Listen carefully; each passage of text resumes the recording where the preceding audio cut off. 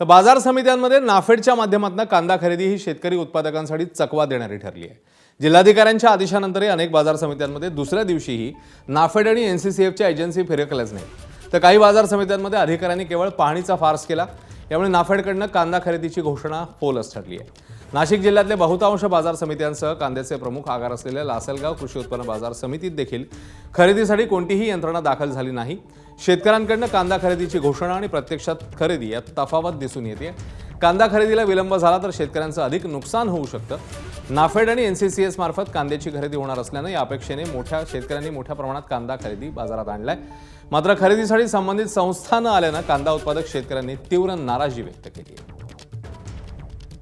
आज खूप मोठ्या प्रमाणामध्ये शेतकऱ्यांनी त्या ठिकाणी आशेच्या आधारावर आपला कांदा इथे आणला होता का 2 रुपये आपल्याला चांगला दर मिळेल, पण सर्व अपेक्षांचा या ठिकाणी सरकारच्या माध्यमातून भंग झालेला आहे। मी तर त्यांच्याच भरोश्यावरती आलो होतो इथं, तर ते जर आले असते खरेदीला तर आम्हाला 2 पैसे वाढवा भेटले असते, पण मग काल पण नाही आले, ते आज पण नाही आले। आम्ही त्यांच्या भरोश्यावर कमसे कम इथून 90 किलोमीटरपासून लांब इथं आलो आहे कांदे विकायसाठी, पण त्यांचं काल पण नाही कोणी दिसलं, आज पण नाही कोणी। सलग दुसरा दिवस झालाय, संपत आलाय, तरी पण नाफेडचं कोणीच नाही आणि शेतकऱ्याची त्याच्यामुळे पूर्ण निराशा झाली आहे। एबीपी माझा, उघडा डोळे बघा नीट।